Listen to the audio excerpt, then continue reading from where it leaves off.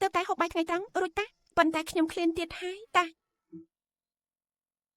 នៅមានទៀតអត់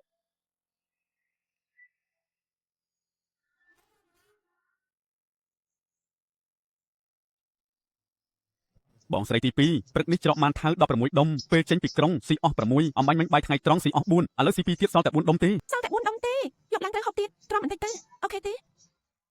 ចុះនំផ្កាគុយខ្វាវិញនំផ្កាគុយខ្វាពេលបាយថ្ងៃត្រង់ឯងហូបអស់មួយស្បោងធំអត់ហើយចុះសេះនេះអាចស៊ីបានអត់ប្រាប់ថាមិនអាចទេខាងមុខមានភូមិមួយទៅដល់ចាំទិញទៀតអញ្ចឹងក៏បានថ្ងៃអត់ឆ្ងាយទេតើណាមិនទាន់ទេមានលុយអត់នៅមានលុយតាពោះខ្ញុំឃ្លានខ្លាំងណាស់ដូចមានសត្វល្អិតវានៅក្នុងពោះអញ្ចឹង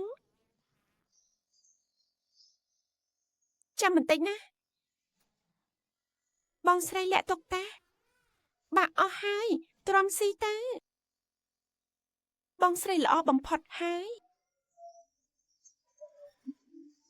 ឈ្ងុយណាស់ឈ្ងុយខ្លាំងណាស់យកប៉ាសើសាច់10ដុំមក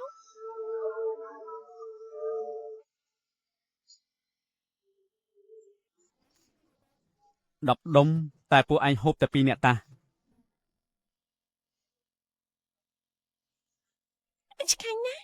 ឆ្ងាញ់ជាងម៉ានថៅ100ដងឯណោះបងស្រីខ្ញុំចង់ហូបទៀតយក10ដុំទៀតមកដុំទៀតទឹងក្មេងនេះប៉ុណ្ណាទៅមើលទៅតែ4-5ឆ្នាំសោះ4-5ឆ្នាំស៊ីប៉ាសើអស់20ដុំប្រហែលជាខ្មោចស្រីឃ្លានចូលសិនហើយដឹងមើលរបៀបគេស៊ីចុះមិនទាំងទំពាផងលេបចូលបំពង់ក៏យកកង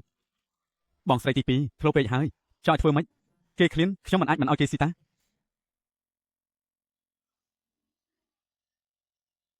ជប់30ដុំទៀតយកតាមផ្លូវ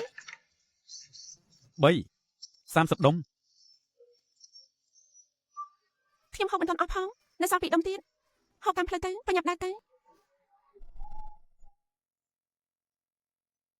មានរឿងអីអត់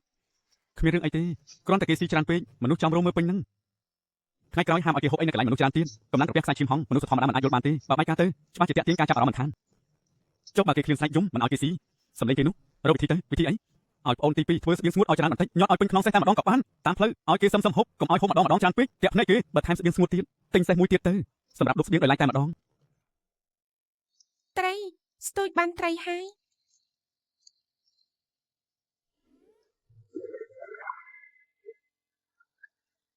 បងស្រីត្រីអាចអាំងហូបបានអត់បានតា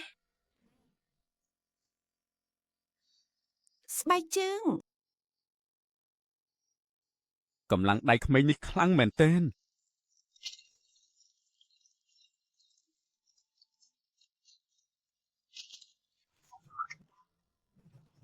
ត្រីធំយ៉ាងនេះសូម្បីតែខ្ញុំក៏មិនប្រកាសថាចាប់ជាប់ផងនិយាយចុះឡើងអំណាចបិសាចលើខ្លួនគេមិនទាន់ភ្ញាក់ដឹងខ្លួនសោះបើភ្ញាក់ដឹងខ្លួនទៅកម្លាំងស៊ីរឹតតែធំជាងនេះទៀតអញ្ចឹងត្រូវប្រើស្បៀងអស់ប្រហែលទៅខ្ញុំធ្លាប់តែលើគេកត់ត្រាពីកាលហងនៅតូចស៊ីបាយមួយពេលអស់គោពាក់កណ្ដាលក្បាលឯណោះទើបបងធំប្រាប់ថាឲ្យទិញសេះមួយទៀតនោះ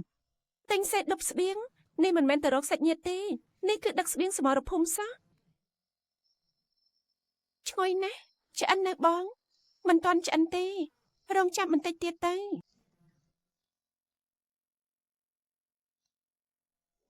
បងស្រីម៉ែខ្ញុំក៏អាងត្រីឲ្យខ្ញុំហូបដែរមែនទេទៅហើយគាត់នឹងធ្វើគ្រប់យ៉ាងឲ្យឯងទាំងអស់អញ្ចឹងល្អខ្លាំងណាស់ព្រះរាជាទ្រាំរងចាំប្រហែលថ្ងៃទៀតទៅពួកយើងចិត្តទៅដល់ហើយ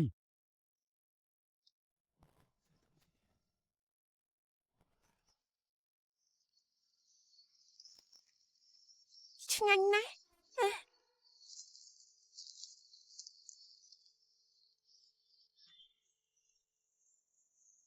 ជលោកពូអរគុណមិនអីទេពួកយើងជាគ្រួសារតែមួយតាបងស្រីនិទានរឿងឲ្យខ្ញុំស្ដាប់មួយមកបងមិនចេះនិទានរឿងទេអញ្ចឹងបងច្រៀងចម្រៀងមួយមកបងក៏មិនចេះច្រៀងដែរអញ្ចឹងបងអង្គុយឲ្យស្ងៀមឲ្យខ្ញុំកាយខ្នែបន្តិចទៅបានហើយត្រីម៉ែធ្វើឆ្ងាញ់ណាស់